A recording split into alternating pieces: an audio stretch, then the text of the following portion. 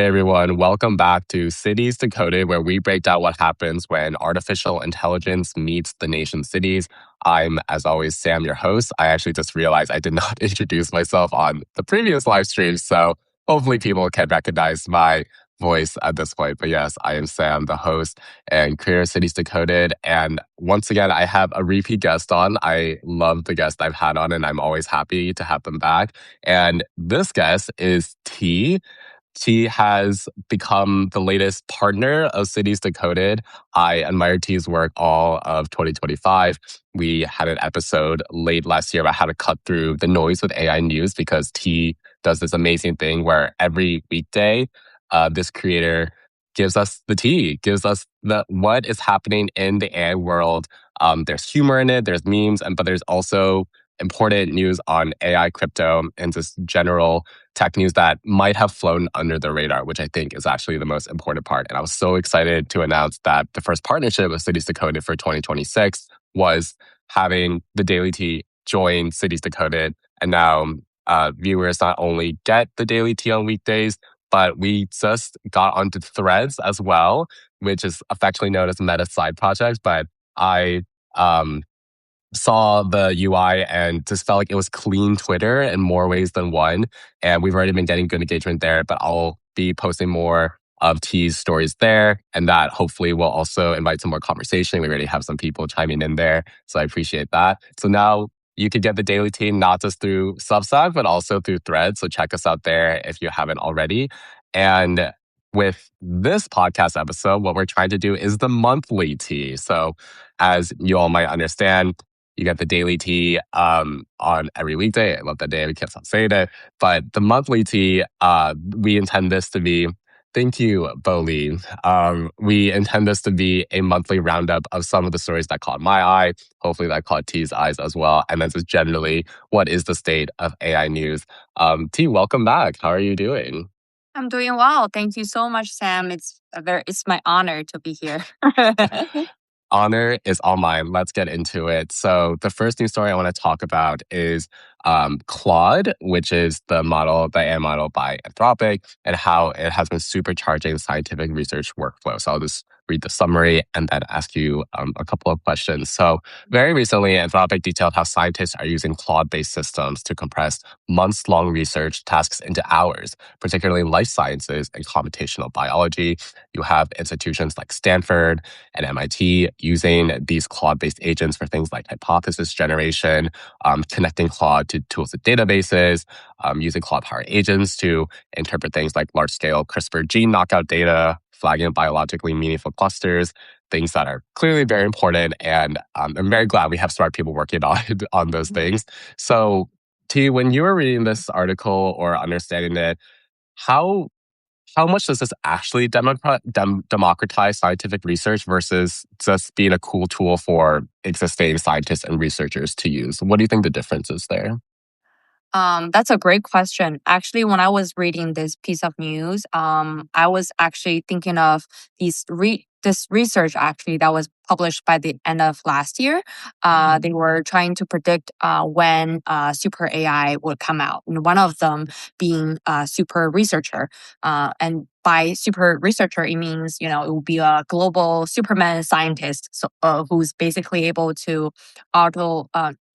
drive cross-domain scientific agendas just by itself. So it will come up with a hypothesis, and it would start doing its own research and figure out the solutions or any sorts of discoveries based off of the hypothesis that they created. So what my understanding of this piece of news is, so at the current stage, we're definitely not there yet to have this super scientist. But what we're currently at is that AI will do all of the legwork, whether it's able to discover the patterns that would take hundreds of days or even years of discovery of human time to be able to figure out a pattern, or it's able to kind of optimize the workflow to make things more efficient.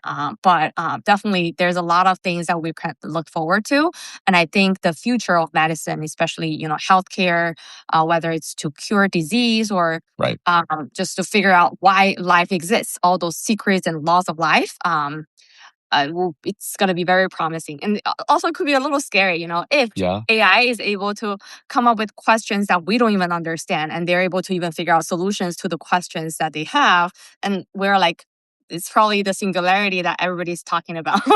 Like, you just don't understand what's going on, and they're super advanced compared to human beings.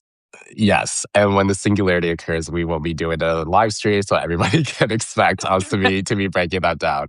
One thing that I think especially stands out to me about agentic workflows, and particularly in the fields of like science and medicine, is very exciting because not only could these solutions potentially cure diseases, but maybe prevent diseases as well from even Hmm. happening. One thing that always stands out, and I think is a really easy, let's say, win or benefit of AI is like how much time it does save. We see that at the company I work at as well. That's one of the first things that in like the knowledge work realm also really matters is like how much time are Hmm. you saving? And it's something that this article, which was by Anthropic, points out.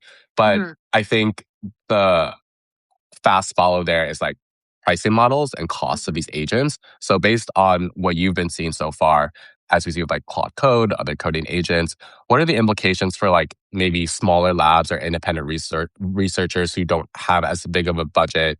How do you see that playing out with their access or usage of these coding agents? I guess essentially, like, do you see pricing models of especially agents being able to keep up with this democratizing of access with AI tools? That's a great question. Actually, I was just thinking about that the other day when I was hearing one of the founders of a AI startup talking about now AI industry is very, very similar to traditional manufacturing industry, meaning like the prior software era is gone because Mm, back then the margin is almost 100%. There's no cost. Once you develop a product, users use them, and there you go. You have the market. Whereas right, now with AI, everything has a cost, whether it's to train the model or inference it. You don't even have to train the model. You just use it itself. It costs money. So right. now it's like everything has to be it's very similar to how old business works. You have to think about, your budget, how it works.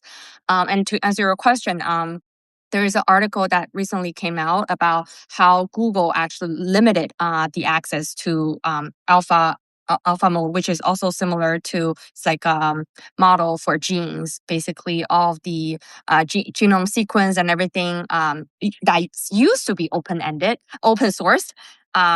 It's closed by Google, and there is a MIT student that's able to do the reverse engineering. That's Oh, figuring out how Google AlphaFold actually works, and then yeah. open source it to everybody else. So I definitely think there's going to be this battle between open source models and proprietary ones, but eventually the open source ones will win. Yeah, um, right. that's definitely the case, and that's how Chinese models are winning the market these days. But eventually, I think now definitely the cost of either chips or infrastructure or even the compute itself, whether there's enough power to power those AI infrastructures, it's still definitely a heat topic, and it's like the hot commodity that everybody wants. But I think eventually the cost of whether it's to run the AI infrastructure, to buy those chips, or the power itself is going to go down, but it's going to Mm, take a little while. right, Yeah. right. So, one thing that I want to do better through these monthly recaps is learn a bit more about crypto. And by that, it's literally going from like 1% understanding of crypto to like 5%. I think our team was kind enough to invite me to a crypto based event when I first moved to New York. I think that started the juices flowing, but I'm doing my best to have a crypto story for each of these monthly recaps.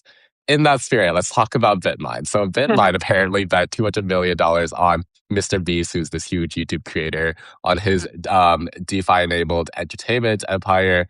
Um, This $200 million expected to close by January 19th gives Bitmine exposure to a brand that reaches more than 450 million subscribers across multiple channels and expanded into consumer products and philanthropy, as most successful creators end up doing. According to Bitmine and Beast Industries, the partnership will support the launch of a financial services platform leveraging decentralized finance and advance the company's ambition to become, quote, the most impactful entertainment brand in the world. So, with anything MrBeast related, I think it's a good place to start. Where is this a pivot or publicity stunt? Because MrBeast has built his empire on viral stunts and philanthropy. So, in your perspective, does integrated DeFi represent a genuine strategic shift toward these types of financial services, or is it primarily more of a branding play? Let's start there. Mm.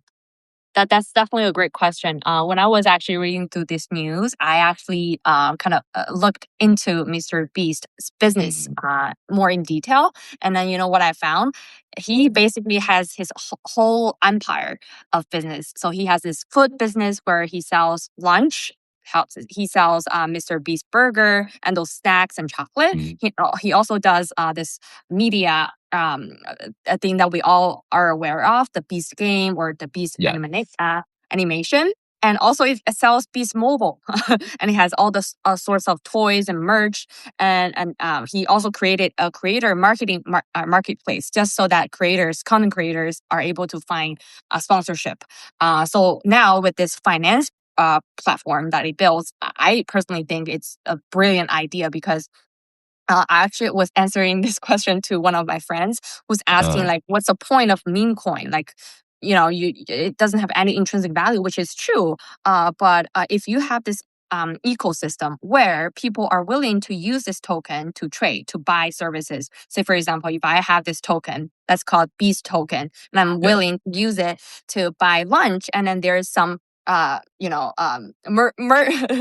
merchant, they are willing to just take your token and give you the lunch, and that will be it. So and now with the environment in the current administration, which is definitely great for crypto. Everything, including the CEO of Chase, recently had a comment of bringing everything on chain. So, like in 2 years, everything, including stock bonds, treasury, all of those traditional financial products will be brought on chain because blockchain definitely offers this safer, faster, cheaper infrastructure that the traditional payment infrastructure just cannot compete. So yeah, it's very exciting, and I think I don't know the name of MrBeast's platform or the tokens. I'm sure he's probably gonna launch his own token. Yeah, and then he might actually use that as a reward for all those loyal fans. So it's gonna be something. Yeah, I'm very excited to see how it unfolds. And because of the ecosystem he already has, there's already audience, there's already fans, so you don't have to worry about people not buying into it. It's just how big it's gonna get. And it can sustain because there is an ecosystem. Yeah. Yeah, I think more broadly, what's your take on if entertainment brands like MrBeast, how successfully they really can enter financial services? I feel like historically, when you think about like celebrity-backed financial ventures, it's mixed results at best. What do Right. you think it would take for MrBeast and Beast Industries to build this like credible, sustainable financial infrastructure? Like maybe that is related to the crypto of it all, but like what do you think it's important for him and them to consider to make this like sustainable to that point? That's a great question. By sustainable, you mean it's not like a rug pull, right? So once the price of the tokens or whatever goes up, and then it immediately falls because there's Right, no. exactly. That's a great question, and I think that's there's a lot of meme coins that came out last year that pretty much was a scam. Even though eventually the price would not be like near zero, but there's a lot of people that kind of chase the FOMO kind of trend and lost Sure. all of their money. With MrBeast, what I think twofolds. One is the technology itself is very solid. There's a lot of companies like Coinbase, for example, they offer crypto as a service. So if you want to launch your own tokens or have the infrastructure built, they are the big companies, big crypto companies like Coinbase is able to take care of it. That's definitely something that's happening. And then the other thing is with MrBeast. I think it's not going to be the case where it's just going to be a rug pull scam, meaning it's actually based on a already existed and lively ecosystem with Sure. the food business, media, consumer products, the phone. There's use cases and there's fan base already there. So yeah, we'll definitely see how it's gonna unfold. Yeah, he's definitely diversified his portfolio of goods and services that he's offering. It's like a little ecosystem he has going on, Right. which I actually think is underreported. It's something that like I don't think about as much. I think the most I thought about with someone like Mr. Beast was the Beast Games and Mm-hmm. the semi controversy around that. Like I think the conditions weren't great for the participants at times, Mm-hmm. allegedly. But yeah, I do think he's kind of in that category of creators slash influencers that are also like really acute business people. I Mm-hmm. would say like Mm-hmm. Alex Cooper of the really popular Call Her Daddy podcast as well. Like she's created Mm-hmm.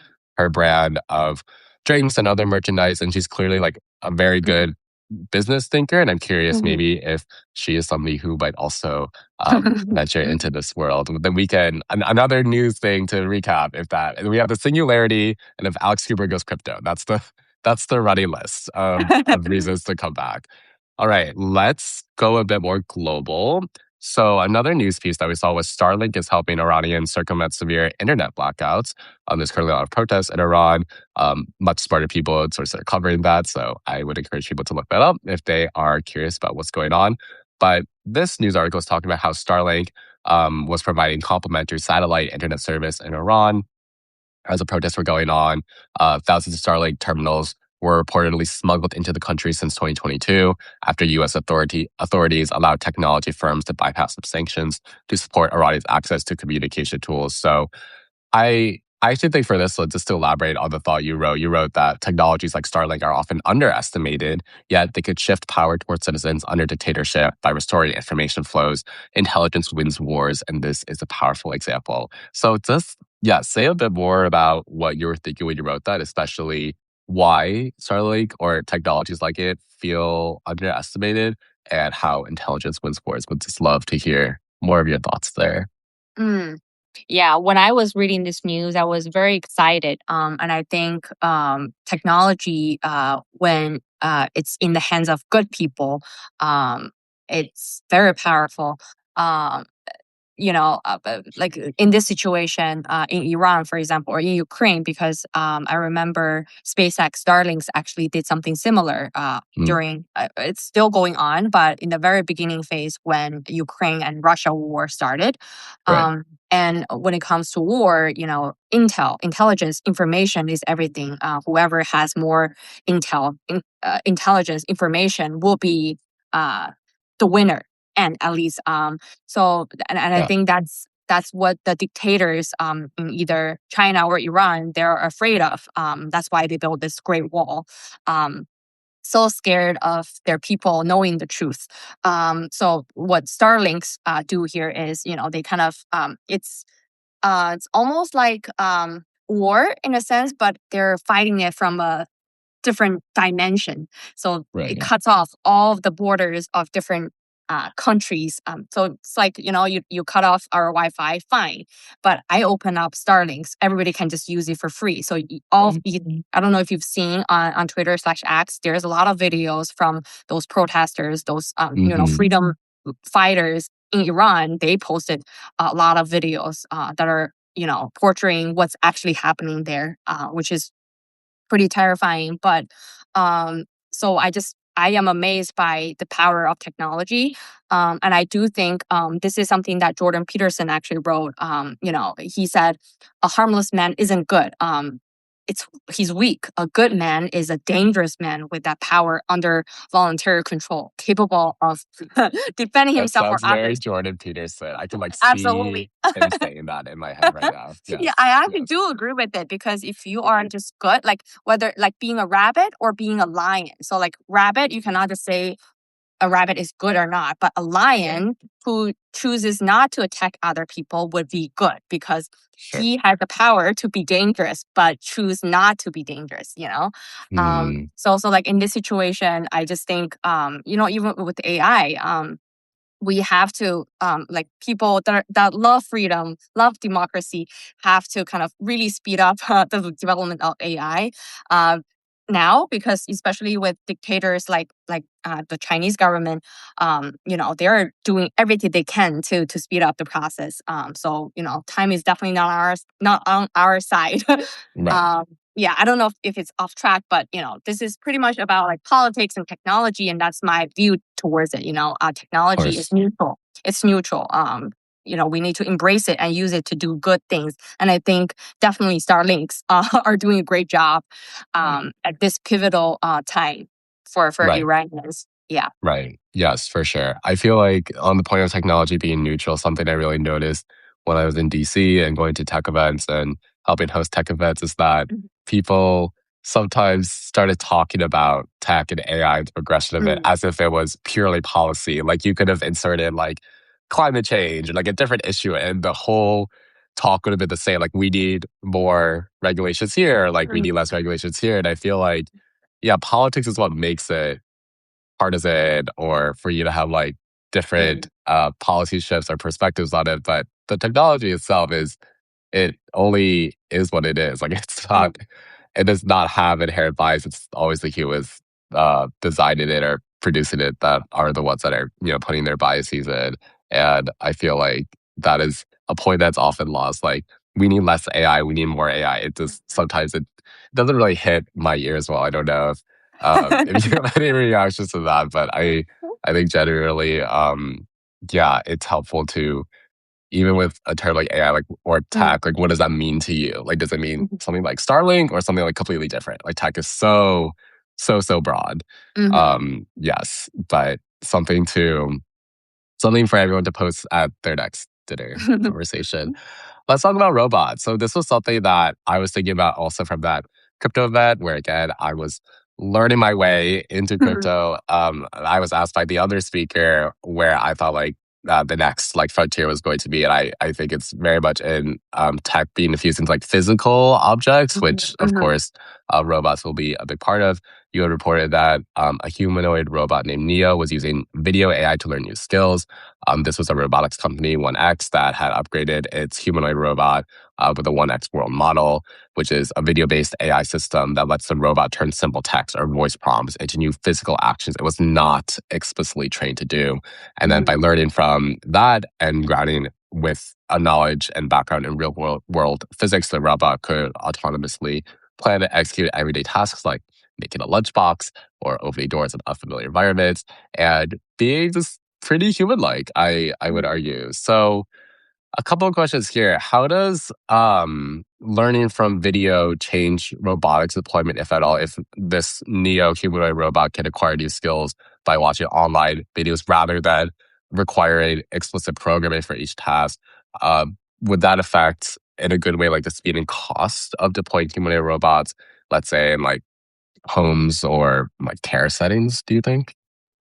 Mm, yeah, I recently listened to a scientist who's working in Google DeepMind, who's actually Hmm. working on those world models like robots. And I think it's very insightful what he shared, which is like data. Data is everything, good quality data. And then for technology like robots, they need a lot of data, good data. So like whether it's you know um they call it when the robots actually do those work themselves, they're gonna record whatever they do, right? They learn from whatever they do in that videos. That's one of the data that could be used for training, later training. And there are other data where those are the videos about real people doing actual things, like doing laundry or opening doors.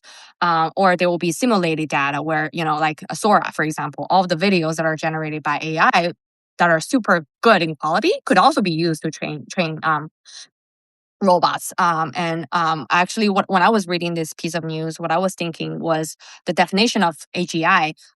There actually are several, because everybody's talking about AGI and when that's going to come, but the definition of it's varied, and it's context by context. Like if you were talking about the definition that's made by the deal between Microsoft and OpenAI, it's actually by whether the systems that's developed by OpenAI are able to generate around like $100 billion in profits. Sure. That's the definition of their AGI. There is also, which is probably more common definition of AGI, being, they are able to, they have this human level general cognitive ability, and they can generate major economic consequences. So the economical consequences will be the results, not itself, not like $100 billion dollar profits being the definition of AGI. So in this situation, if a robot, for example, is able to learn from videos, like a human being. So like when we watch, imagine we actually watching a video, say for example, how to fold laundries. We watch it and we learn it. We're able to practice it. The same with for a robot. They're able to process language. For example, they read a text, they understand what they're supposed to do. Yeah. Or they do audio or video. They hear a podcast or they watch videos. They will learn and then adapt. Or the world model, which is the one that's definitely, a lot of people are talking about. LLM, all the language models will be obsolete very soon because language, it's not how human beings interact with the world is not just limited to language or text itself. It's actually, if anything, we are more attracted to audio or video or even human touch. Yeah. Like a podcast. Exactly. Exactly.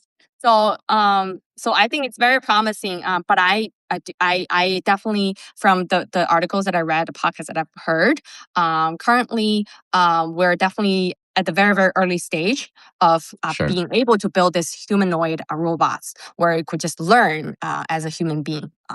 Yeah. Yes. I can just easily see, like a personal example is if a humanoid robot could help me assemble furniture, help me move, and then by extension help like anybody do that. That could be very helpful. But then you also don't want like robots, like you don't want like a congestion of robots either, because I think that's always going to be like, that's how I think about Waymo. As Waymo gets more popular, as like self-driving cars, like is that just going to increase congestions? Since people could just like send hypothetically cars like wherever for the most minuscule of tasks, but that might be something to watch out for. But I definitely think robots are going to are already having a moment, but like going to continue to have a moment, especially if that LLM irrelevance prediction becomes true.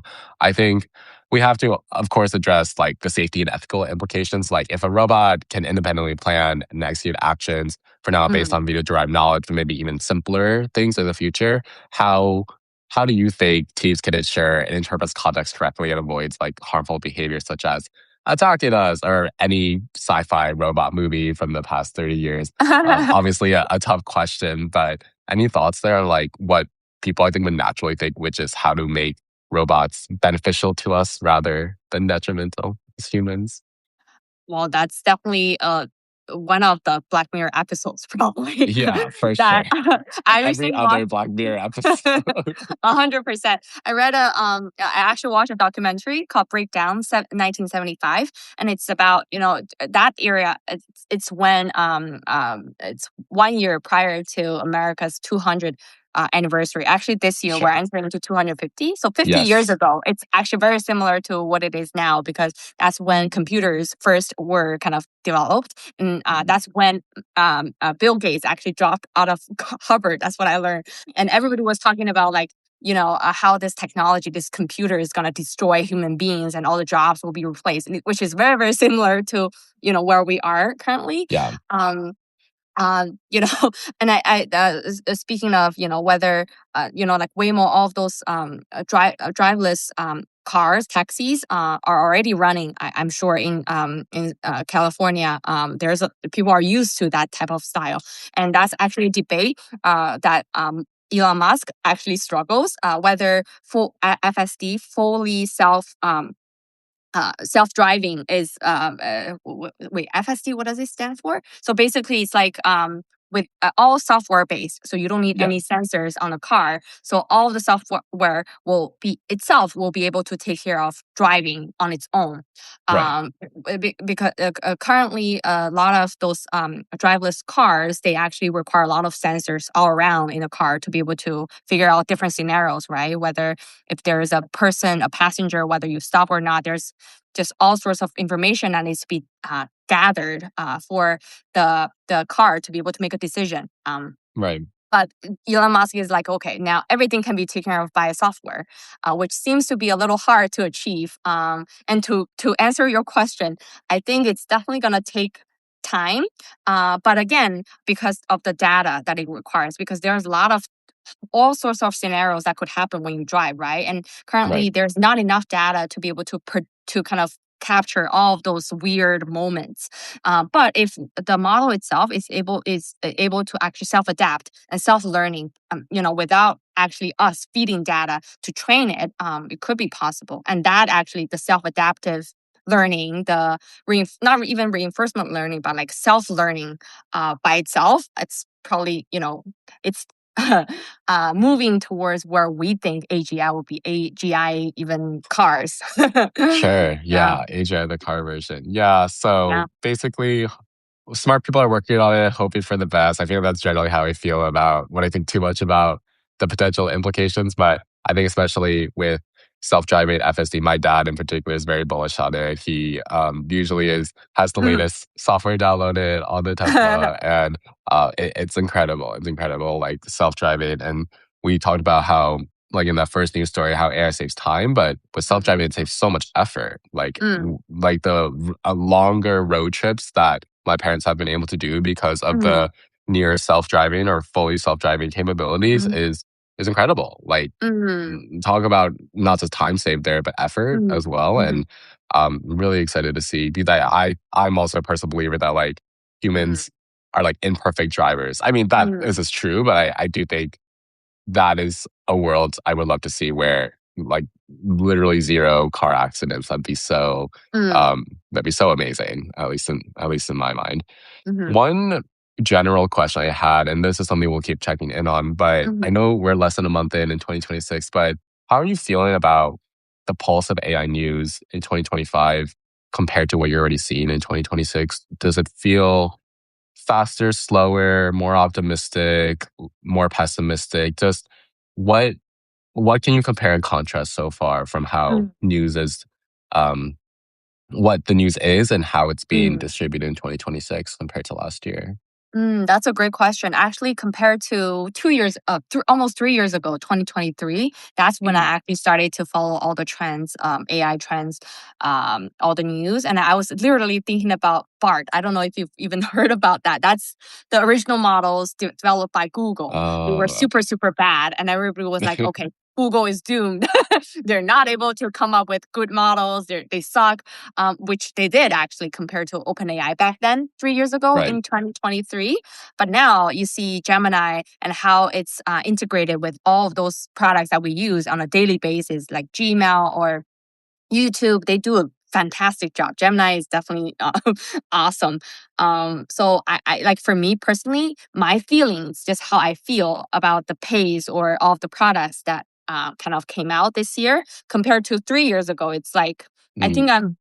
I'm too spoiled to feel the excitement because back then when there was new models and we're like, okay, everybody was. I personally wanted to kind of try it out, and they were very buggy. And I remember using this model that could generate AI avatar. So Oh, whatever sure. Sure. person And I was like, wow, that's amazing. But back then it was so luggy, like it's very sluggish. But now it's like you cannot just compare. And then they're talking about like instead of saying 2025, 2022, you talk about AI years. So this is the fourth year actually into AI. So AI sure. fourth.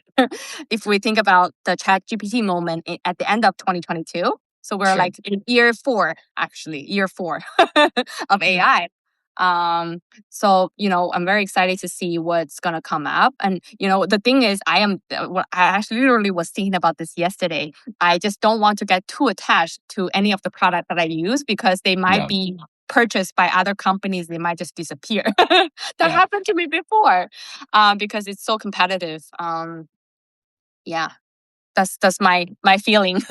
For sure. Safe to say there's a lot going on in case anybody did not glean that yet from what we've been putting out. I totally get that. I think AI is measured in weeks and days, not months and years, which is funny because I think, of course, companies still measure like their financial projections in quarters and years. But I think something I'm learning is that anybody who is trying to understand how their company or their relation to AI is going to function in more than a quarter's time is, I mean, it's a little bit of a waste of time. Like, I think things are changing so fast where it's like a week by week, day by day thing. At least that's how I'm feeling at my company, and it's exciting and it's fast. But yeah, there's a lot more, especially on the news front, which is why your process. I know there's some automations going on, but still, like your ability to produce these stories, these high quality stories every weekday is so impressive, and I'm so glad that you've come to our audience. I'm so glad you're here.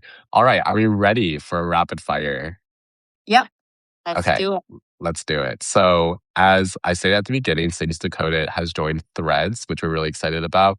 But we've already been existing on, of course, Substack, as well as LinkedIn, YouTube, Apple Podcasts, and Spotify. So, T, if you could only use one social media platform for the rest of your life, what would it be and why? Oh, that's a great question. I was just talking about don't get too attached to the product that you use. Yes. You don't know. What's the one you feel the most attached to? Let's turn that question, let's turn that situation on its head. Well, so far, I really love Notion. I didn't know how much AI is integrated in Notion until recently. It's able to create all of the database by itself. Once I actually I have this list for Hacker News, all the books recommended the most by Hacker News. I can share it with you. And I was just talking to the Notion AI, and it's able to create all of the database with links and with notes. It's awesome. So far, Wow. I hope Notion will get better, which it does actually. But yeah, I don't think I will leave. I don't know if it qualifies as a social media platform though. I don't think so, but I love that. I love that. And we can use that answer. Yeah, I've heard Notion's pretty cool. I should check it out. I should check it out as well. Yeah.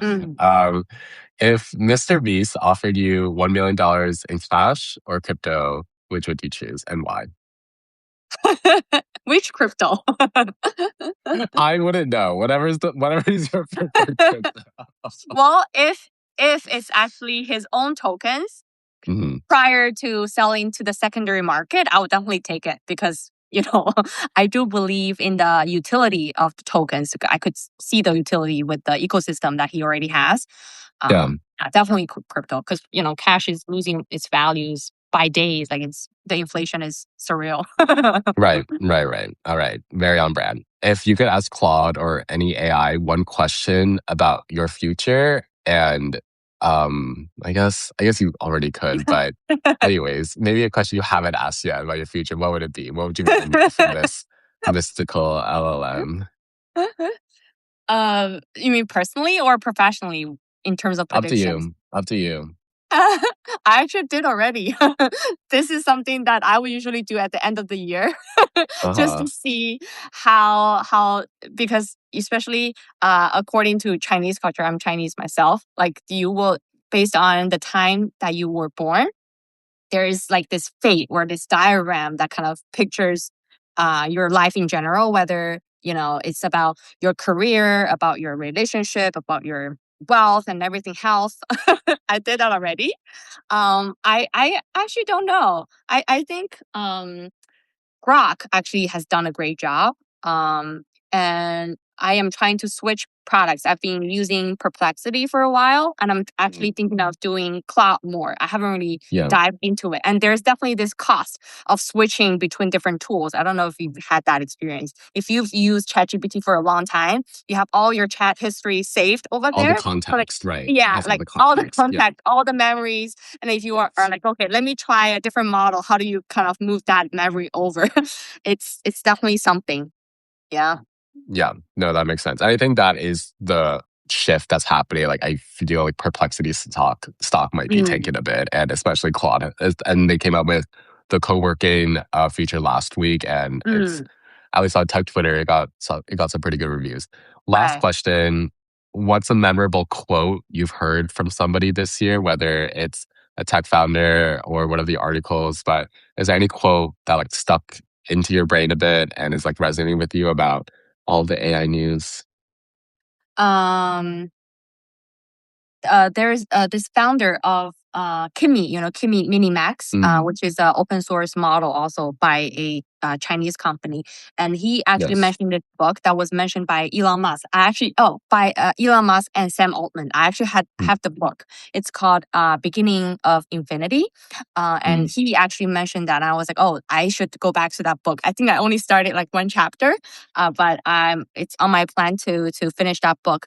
So he mentioned this, which is, there's always gonna be problems in any scenarios, any work that you do. But the good news is there's always gonna be solutions to it. You just have to figure out how. So it's kind of like the beginning of infinity because the problems will be infinite, but the solutions will also be infinite. You just have to be optimistic and embrace the challenge along the way to climb the mountain as you go up. 100%. I actually heard like the reverse at a tech event late last year. It's like humans are so good at creating solutions, but then they're so good at creating problems in those solutions. Like it's just this never ending thing where I remember reading like Sam Altman's manifesto from last year and how he said like if the generations in like the 1600s saw what we did today for like career fulfillment, where it's like typing on our laptops, like they'd be like, what are you doing? Like we're farming, we're like attending to our basic needs. So maybe, especially as AI speeds things up, maybe we will say the same thing to people like 50 years down the line or 100 years, where it's like, these are just games that you're using to fulfill your life. You're just doing whatever the podcast equivalent will be in 50 years.